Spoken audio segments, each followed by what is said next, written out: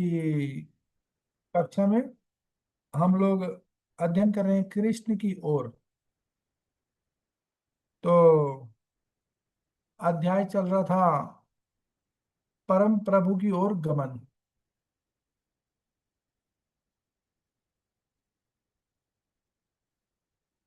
तो थोड़ा मैं पिछले वाले एक एक नहीं, यहीं से चलता हूँ। यहाँ बोलने प्रभुपाद कि यह भौतिक जीवन केवल काम पर आधारित है। काम का मतलब होता है इच्छा। कह रहे काम पर आधारित है, और हम इस भौतिक संसार का सुख भोगना चाहते हैं, और हम इसे प्रेम कहते हैं, क्योंकि हम अपनी इंद्रियों को तृप्त करना चाहते हैं। और हमारी एक काम भावना ईश्वर के प्रति हमारे प्रेम का विकृत प्रतिबिंब है। तो देखिए क्या होता है इस जगत में। जो भी हम जिसको काम कहते, जिसको हम प्रेम कहते हैं, वो वास्तव में वो काम है। क्योंकि भगवान के जगत में जो चीज होता है जिसको प्रेम कहा जाता है, उसका विपरीत चलता है इस जगत में। तो कह रहे हैं, अपने मूल स्वरूप से हमारा निर्माण ईश्वर से प्रेम करने के लिए हुआ है, किंतु चूंकि हम भगवान को भूल गए हैं, इसलिए हम भौतिक पदार्थ को प्यार करने लगे हैं। किंतु प्रेम तो यहाँ भी विद्यमान है ही। क्या होता है देखिए, इस जगत में हम लोग है ना, मनुष्य कैसा हो गया है, काम की इच्छा के कारण है ना, व्यक्ति वस्तुओं से प्रेम करता है, और व्यक्तियों को इस्तेमाल करता है। जबकि होना क्या चाहिए, वस्तुओं का इस्तेमाल होना चाहिए और व्यक्तियों से प्रेम करना चाहिए। आप लोग देखे होंगे घर में, समाज में, अपने आजू बाजू भी लोग क्या करते हैं, वस्तु से ज्यादा प्रेम करते हैं और धोखा व्यक्ति को दे देते हैं। तो यहाँ पे कह रहे हैं कि जबकि इस जगत में भी प्रेम है, ऐसा नहीं है कि यहाँ पे प्रेम नकली है, प्रेम इस जगत में भी है। तो इसलिए प्रभुपाद कह रहे हैं कि या तो हम भौतिक पदार्थ से प्रेम करते हैं या भगवान से, किंतु किसी भी स्थिति में हम प्रेम करने की सहज प्रवृत्ति से बाहर हो नहीं सकते। प्रेम करने का हमारे अंदर ना, हम लोग ऑटोमेटिक बने ही प्रेम करने के लिए हैं। पर प्रेम प्रेम किससे करना होता है, वो जब हमारे को अपने स्वरूप का ध्यान हो जाएगा, ज्ञान हो जाएगा कि हम भगवान के नित्य दास हैं, तो व्यक्ति क्या करेगा, वो भगवान से प्रेम करेगा। पर भगवान अपने स्वरूप का ज्ञान न होने के कारण क्या होता है, व्यक्ति वस्तु से प्रेम करता है, भगवान से प्रेम नहीं करता है। तो कह रहे हैं, और निसंदेह प्राय हम लोग देखते हैं, जिस व्यक्ति के बच्चे नहीं होते, वह बिल्ली या कुत्ते से प्रेम करने लगता है। क्यों क्यों करने लगता है? तो कह रहे हैं, क्योंकि हम किसी न किसी से प्रेम करना चाहते हैं, किसी से प्रेम करना चाहते हैं। हमें इसकी अनिवार्य आवश्यकता है, और वास्तविकता के अभाव में हम अपना प्रेम और विश्वास कुत्तों और बिल्लियों में लगा देते हैं। क्या करें, जो रियलिटी ना देख करके। देखिए वैसे भी तो क्या होता है, ऐसी बात नहीं है कि कुत्ते और बिल्ली को प्यार नहीं करना चाहिए, पर ऐसा भी नहीं होना चाहिए कि वही हमारे प्राण बन जाए, सब कुछ बन जाए। क्योंकि भगवान भगवत गीता में 13वें अध्याय में बोलते हैं कि प्रत्येक व्यक्ति, प्रत्येक वह चीज जो इस जगत में उत्पन्न होती है, वह तीन चीजों का संगम है: क्षेत्र, क्षेत्रज्ञ और भगवान। हर चीज में जो भी उत्पन्न हुई है, उसका एक शरीर है, और उसके अंदर उस शरीर को धारण करने वाली आत्मा है, जिसे क्षेत्रज्ञ कहते हैं। और एक दूसरा क्षेत्रज्ञ भी रहता है, वो भगवान है। तो कुत्ते, बिल्ली, पेड़ पौधे सबसे प्रेम करना होता है, और ये जान करके कि यह भगवान का अधिष्ठान है। पर वास्तव में क्या करना चाहिए, हर जीव से प्रेम करना होता है, पर ध्यान भगवान के ऊपर रहना चाहिए।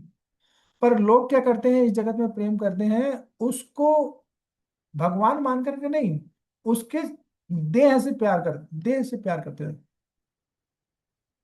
तो पर ये प्रेम किस प्रकार से एकदम ठीक दृष्टि से कोई व्यक्ति कर पाएगा, जब उस व्यक्ति को, जैसे भगवान भगवत गीता में ज्ञान दिए हैं, उस प्रकार से अपने ज्ञान में, अपनी आंखों में ज्ञान का अंजन जब लग जाएगा उसके आंखों में, तब वो व्यक्ति एकदम करेक्ट तरीके से प्रत्येक व्यक्ति प्रत्येक जीव से प्रेम कर पाएगा। तो कह रहे हैं कि वास्तविकता के अभाव में हम अपना प्रेम और विश्वास कुत्तों बिल्लियों में लगा देते हैं। प्रेम सदैव विद्वान है, किंतु वह काम के रूप में विकृत हो जाता है। जब ये काम अपूर्ण या अतृप्त रह जाता है तो हम लोग क्या होते हैं, हम क्रुद्ध होते हैं, और क्रोध से हमको सम्मोह होता है, और मोह हो जाने पर हमारा नाश, मतलब हमारे ज्ञान का नाश हो जाता है। और यही चक्र चलता रहता है। देखिए क्या होगा, जब है ना वास्तविक हम यानी किसी भी चीज के वास्तविकता को नहीं जानेंगे, जब तक हमारे मन में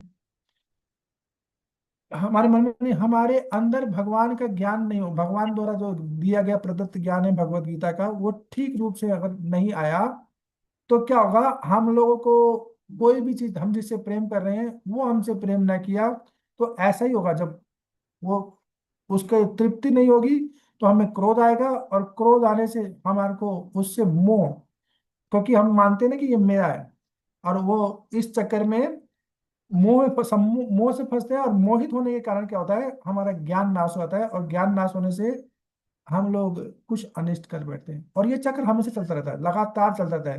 पर प्रभुपाद करें, किंतु हमें इस को उल प्रक्रिया की दिशा उल्टी करनी होती है, और काम को प्रेम में परिवर्तित करना होगा। काम को प्रेम में परिवर्तित करना होगा। यदि हम प्रेम इस यदि हम ईश्वर से प्रेम करते हैं, तो हम प्रत्येक वस्तु से प्रेम करते हैं। इस जब जब तक आपको ना भगवान से प्रेम नहीं होगा ना, तब तक हर वस्तु से प्रेम हो नहीं पाएगा। तो जैसा भगवान भगवत गीता में कहते हैं ना, देखिए हर वस्तु में, हर जो चीज उत्पन्न हुई है उसके अंदर भगवान है। पेड़ पक्षी, यहाँ तक कि पत्थर में भी है, पर्वतों में भी है। जब हमारा एक ज्ञान हो जाएगा कि ये हम देख रहे हैं शरीर है, पर इसके अंदर एक आत्मा है और एक परमात्मा है, तो जब इस प्रकार से हम लोग देखेंगे ना, तब क्या होगा, कोई व्यक्ति का ना ज्ञान के चक्षु खुलते हैं। और फिर क्या होता है, जो हम भौतिक जगत में जिस प्रकार से प्रेम कर रहे होते हैं, वह प्रक्रिया उल्टी होने लग जाती है। भाई अगर आप अभी देखिए, जैसे आप सब लोग है ना अचिन गोविंद प्रभु का ये फोटो देख पा रहे हैं, जो वो वाला है, गोवर्धन वाला, गोवर्धन पर्वत वाला। क्यों प्रभु जी, जी मोहित प्रभु जी, प्रभु जी, देख पा हाँ हाँ, आप सब लोग देख पा रहे हैं ना। तो रहे। जी। इसमें कुछ आत्मा दिख रही है आप लोगों को। प्रभु जी आप नहीं रहने चाहिए, आप आत्मा नहीं तो आपको देखने लग जाएंगे लोग। हाँ प्रभु जी, आप सभी लोग देखिए, अभी जब देखिए, प्रभु जी को हटे हुए तब, इस फोटो, जो बैकग्राउंड फोटो है, इसके अंदर आत्मा दिख रही है। मोहन प्रभु जी, अनम्यूट करके जवाब देना है, तभी आप सब लोग समझ पाओगे। उपेंद्र मिश्रा प्रभु, खाना बनाते हुए नहीं देखना। हरे कृष्णा प्रभु जी। बताइए, अब प्रभु जी वाले उसमें बैकग्राउंड में आप लोगों को आत्मा दिख रही है कि नहीं। प्रभु जी इस तरह से तो नहीं देख रहे, लेकिन हम परिक्रमा लगाए तो लग रहा है कि वहां पे है, वो प्रभु जी हैं, तो एक मतलब ऐसा अनुभूति हो अब रही देखो, है। जब है ना आप लोगों को भगवत गीता का जब 13वें अध्याय का ज्ञान हो जाएगा, तो भगवान ने बोला कि कोई भी चीज है वो संयोग है। किसका, कि शरीर, आत्मा और परमात्मा का संयोग है। तो देखिए जितने भी यहाँ पे पेड़ पौधे और घास दिख रही है, उन सब में आत्मा है, सब में। ऐसा कहते हैं कि देखिए, जो लोग, जो बहुत साधु सन्यासी, बहुत ज्यादा ज्ञानी होते हैं, बहुत सारे लोग ऐसे हैं जिनको ये ज्ञान रहता है ना कि घास के अंदर भी आत्मा है, वो लोग घास पे चलते नहीं है। और हम लोग क्या करते हैं, घास देख करके पहले उसी पे कूदते हैं कि कहीं पैर जल रहा है ना, तो पहले हम उसके ऊपर चढ़ जाते हैं। तो ये कब हो पाता है, जब हम लोग है ना, इस जो भी आपने सुना, जो भी पढ़ा, जब उस ज्ञान को मनन करेंगे, अपने जीवन में उतारेंगे, तब है ना हमारी दृष्टि उस प्रकार की हो पाएगी जिस प्रकार से भगवान हमको दिखाना चाहते हैं। तो यहाँ क्या करें और यही जब जब हमारी दृष्टि इस प्रकार से हो जाएगी तो हमको हर जगह भगवान दिख रहे कि नहीं, तो भगवान से प्रेम होगा। भाई सामने भी कोई आएगा, जो हमारा दुश्मन भी है उसके अंदर भी तो भगवान है। दुश्मन के अंदर ही भगवान है ना, एक उसका शरीर, उसका आत्मा और परमात्मा। तो जब हम हर किसी में भगवान देखेंगे तो क्या हम किसी से दुश्मनी करेंगे? हमारी तरफ से तो नहीं हो पाएगा। तो यहाँ प्रभुपाद कह रहे हैं कि इस इस प्रक्रिया दिशा को उल्टी करनी होगी और काम को प्रेम में परिवर्तित करना होगा। यदि हम इस यदि हम ईश्वर से प्रेम करते हैं तो प्रत्येक वस्तु से प्रेम करते हैं। प्रत्येक वस्तु से, कुत्ते से, बिल्ली से, यानी कि गाय गाय वाय से तो सब करते ही करते हैं। कुत्ते से भी करना पड़ता है, हर किसी से करना पड़ता है। इवन बहुत मुश्किल है पाकिस्तानी से भी, मुस्लिम से भी। ये मुस्लिम पाकिस्तान किसने बनाया? मानव जनित है ना, है तो वो भी भगवान का अंश। यह दृष्टि कब हो पाएगी? जब ज्ञान को आप मनन करते हैं। अगर आप हम कर रहे हैं, सब कुछ कर रहे हैं, टीका लगा रहे हैं, सब कुछ कर रहे हैं, पर मुस्लिम को देख करके हमारे मन में वो आ जा रहा है, अरे ये कहाँ से आ गया? भगवान तो उनके अंदर भी है। भगवान क्या करते हैं? उपदृष्टा अनुमंता के रूप में रहते हैं ना हर जगह, हमारे अंदर भी है और सबके अंदर। हमारे को बार बार वेरीफाई कर रहे हैं कि हम कितने लेवल पे अपने ज्ञान को ऊपर कर पाए। तो कह रहे हैं अगर हम भगवान से प्रेम करेंगे तो भगवान की बनाई हुई हर वस्तु से प्रेम करेंगे। किसी से ऐसा नहीं करेंगे कि इससे प्रेम नहीं करेंगे। तो कह रहे हैं किंतु यदि हम ईश्वर से प्रेम नहीं करते हैं तो किसी से भी प्रेम करना संभव नहीं है। अगर भगवान से ही प्रेम नहीं किए तो किसी से भी प्रेम नहीं होगा। फिर क्या होगा? फिर काम होगा। मतलब ये हमारी इंद्र तृप्ति करता है तो हमारे लिए अच्छा है, हमारी इंद्र तृप्ति नहीं करता तो हमारे लिए बुरा है। हमारे फायदे की चीज है तो हमारे लिए हमारा मित्र है, हमारे फायदे का नहीं है तो हमारा मित्र नहीं है। तो सब कुछ क्या है, प्रभुपाद समझाना चाहते हैं ये। इसीलिए इस किताब का नाम ही भगवान प्रभुपाद ने लिखा है कृष्ण की ओर। कैसे कोई व्यक्ति कृष्ण की ओर जाएगा तब ये सारा का सारा दृष्ट उसका दृष्टांत बदलने लगेगा। दृष्ट दृष्टांत मतलब एग्जाम्पल हो गया, उसका दृष्टि बदलने लगेगी। तो कह रहे हैं, प्रभुपाद कह रहे हैं हम सोच सकते हैं कि ये प्रेम, किंतु वह केवल चमकता हुआ काम ही है। जो लोग काम के पीछे कुत्तों जैसे पागल हो गए हैं उनके लिए कहा जाता है कि उनकी सारी सद्बुद्धि मारी गई है। ऐसे ही लोगों को लिए गीता में कामस्तेते हृतम ज्ञानम कहा गया है कि काम के कारण क्या होता है, उसका ज्ञान खत्म हो जाता है। तो शास्त्रों में देवताओं की पूजा के बहुत से विधि विधान हैं, प्रभुपाद कह रहे हैं। और कोई व्यक्ति ये प्रश्न कर सकता है कि वैदिक साहित्य में उनकी पूजा की संस्कृति क्यों क्यों की गई है। भाई कोई कहेगा ना ये शिव जी की पूजा, दुर्गा जी की पूजा, काली जी की पूजा क्यों कही गई है, क्यों लिखा गया शास्त्रों में? तो कह रहे हैं इसकी आवश्यकता है। जो लोग काम से प्रेरित हैं, मतलब जो लोग इच्छाओं से प्रेरित हैं, वे किसी न किसी के प्रेम करने का सुअवसर चाहते हैं। और देवता लोग भगवान के अधिकारी सेवक माने गए हैं। उनका उद्देश्य यह है कि कोई व्यक्ति इन देवताओं की उपासना करते हुए धीरे धीरे स्वयं से कृष्णा भावनामृत का विकास कर लेगा। तो देखो ये कैसे होगा? जब कोई व्यक्ति ना देवी देवताओं की पूजा कर रहा है, कोई लोग देवी देवता के उपासक है, तो श्रीमद् भागवतम के दूसरे स्कंद के तीसरे या चौथे अध्याय में है, वहां पे लिखा गया है कि सुखदेव गोस्वामी कहते हैं कि कोई व्यक्ति जब देवी देवता की पूजा कर रहा है और जब वो उन देवी देवताओं से ना कुछ डिमांड नहीं करता। अभी तक तो क्या होता है, शुरू में सब लोग डिमांड कर रहे होते हैं ना, माँ मुरादे पूरी कर दे, हलवा बांटूंगी, या शिव जी से कहते हैं ना थोड़ा सा तू लिफ्ट करा दे, ये सब कर रहे होते हैं। जब कोई व्यक्ति कोई जीव भगवान यानी देवी देवताओं की पूजा करता है, उनसे कुछ मांगता नहीं है, तो वह देवी देवता क्या करते हैं, अपना पूरा जोर लगा के, सुखदेव गोस्वामी कहते हैं, वह अपना पूरा जोर लगा के उस भक्त को भगवान के भक्त से मिलवा देते हैं। इतना ही कर सकते हैं देवी देवता। क्या करते हैं, वो अपना पूरा जो प्रयास रहता है, उस उससे क्या करते हैं, उस व्यक्ति को, उस जीव को भगवान के भक्त से मिलवा देते हैं, जिससे कि क्या हो, अब वो भगवान की भक्ति करने लग जाए। भाई भक्ति में आने से पहले हम लोग भी किसी देवी देवता, किसी शिव जी, इन सब के उपासक थे। पर उन देवी देवताओं की कृपा की वजह से ही, उनकी कृपा की वजह से हम लोग भक्ति में आ पाए हैं, किसी भक्त से मिल पाए हैं।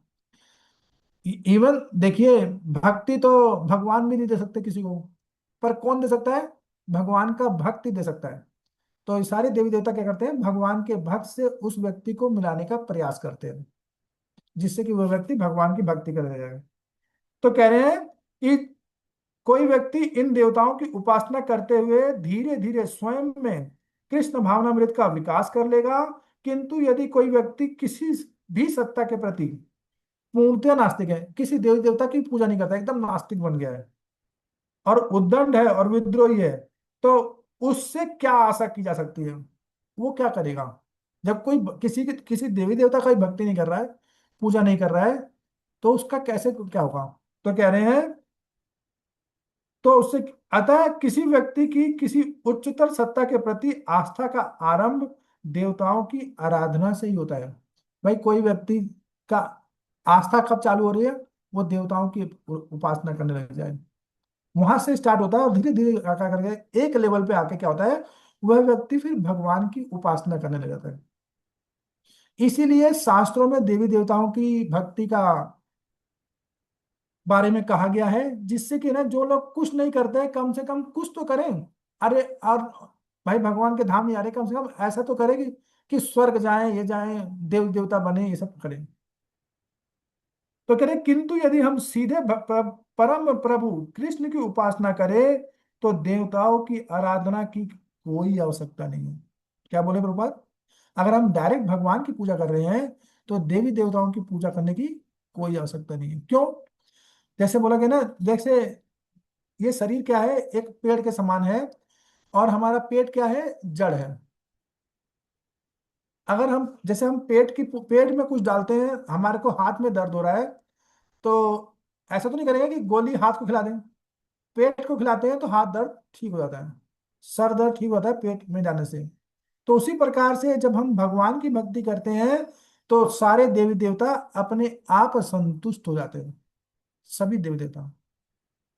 तो कह रहे हैं, जो लोग सीधे परम प्रभु की उपासना करते हैं, वे देवताओं के प्रति पूरा सम्मान का भाव रखते हैं, किंतु उन्हें देवताओं की आराधना करने की आवश्यकता नहीं है। यानी भगवान की भक्ति कर रहे हैं, तो श्रील प्रभुपाद साफ साफ लिख रहे हैं कि उनको देवी देवताओं की आराधना करने की आवश्यकता नहीं है, क्योंकि वे जानते हैं कि देवताओं के पीछे सर्वोच्च अधिकारी, सर्वशक्तिमान परम प्रभु भगवान कृष्ण ही है। तो देखो ये कैसे पता लगता है, जैसे क्या होता है, जो लोग भौतिक दुनिया में लोग रहते हैं ना, तो आज जैसे काली जी की पूजा कर रहे हैं, और उनसे मांग रहे हैं, भगवान हे काली माता हमको ये दिला दो, वो दिला दो, ये दिला दो। तो जब ना कुछ साल भर किए, 2 साल किए, नहीं हुआ, वो नहीं मिल पाया, तो क्या करते हैं, वो फिर देवता चेंज कर देते हैं, अब मैं इनका नहीं करूंगा, अब हनुमान जी की करूंगा। फिर वहां भी नहीं हो पाया, तो क्या मैं शंकर जी की करूंगा। तो देखो वो समझते नहीं है क्या होता है, जब कोई व्यक्ति देवी देवताओं की पूजा कर रहा होता है, तो जो वो डिमांड कर रहा होता है, तो वो देवी देवता मांग के किससे लाएंगे, भगवान से। ये सारा जगत भगवान का है, भगवान उसका, भगवान कहेंगे इसके शुभ भाग्य में लिखा ही नहीं है, तो हम देंगे कहाँ, तो वो देवी देवता दे नहीं पाते। पर हम जब भगवान से मांगते हैं, तो क्या होता है, जो चीज हमारे उसमें नहीं लिखा, नहीं भी लिखा है, भगवान उसको पूरा करा देते हैं। भगवत गीता में बोले ना, योगक्षम महाम्यम, जो चीज नहीं होना है वो भी दिला देते हैं। तो उसी में कह रहे हैं, आगे कह रहे हैं कि देवी देवताओं के पीछे सर्वोच्च अधिकारी, सर्वशक्तिमान परम भगवान कृष्ण ही है, और वह उनकी उपासना में लग जाते हैं, और प्रत्येक स्थिति में आस्था और सम्मान भाव तो रहता ही है। कृष्ण का भक्त तो चींटी को भी आदर करता है। ऐसा नहीं है हम कृष्ण के भक्त बन गए हैं तो शंकर जी का निरादर कर दें या दुर्गा जी का निरादर कर दें, सम्मान सबका करेंगे, हम चींटी का भी सम्मान करते हैं। मैं बताता हूँ, एक बार मेरे गुरु महाराज मॉर्निंग वॉक पे गए थे, तो साथ में ना हमारे जो काउंसलर थे, मेरे काउंसलर सर प्रिय प्रभु थे। तो जब चलते थे तो सब लोग पानी लेके चलते थे। मेरे गुरु महाराज का बहुत सारा लोगों ने वीडियो देखा होगा। तो वो आगे गए, वो मेरे गुरु महाराज रुक के कहीं बोले थे हरे कृष्णा कर रहे थे, तो वो चींटियों को सुना रहे थे हरे कृष्णा मंत्र। तब तक सरप्रिय प्रभु क्या करे, आके सामने ही खड़े हो गए चींटी के ऊपर ही। तो करे, अरे मैं इन चींटियों को हरे कृष्णा सुना रहा हूँ और तुम आगे आगे आ गए हो। तब उनको ध्यान आया, तो फिर वो पीछे गए। तो क्या होता है, भगवान के भक्त क्या होते हैं, चींटी का भी आदर करते रहते हैं। तो देवी देवता तो बहुत बड़ी चीज है। ऐसा नहीं है कि हम भगवान के भक्त हो गए हैं तो देवी देवताओं का निरादर करेंगे। तो कह रहे हैं, फिर देवताओं के लिए तो कहना ही क्या, भक्त जानता है कि प्रत्येक जीव भगवान का ही अंश है और वह भिन्न भिन्न भूमिकाएं निभा रहा है। प्रभु के संबंध के दृष्टिकोण में से, प्रभु जी आगे पढ़ना है कि अभी रहने दूं? ये कंप्लीट कर दीजिए, बस यही पेज है, थोड़ा सा फास्ट करके ठीक है प्रभु जी। कर दीजिए। प्रभु के संबंध के दृष्टिकोण से सभी प्राणी सम्मान के पात्र हैं, इसलिए भक्त दूसरे को प्रभु कहकर संबोधित करता है। प्रभु का मतलब है मेरे प्रिय स्वामी, हम लोग बोलते हैं ना मनोज प्रभु, ये सब प्रभु क्यों, कि स्वामी मानते हैं। नम्रता प्रभु के भक्त की एक विशेषता है। भक्त दयालु और आज्ञाकारी होते हैं और उनमें सभी सद्गुण है।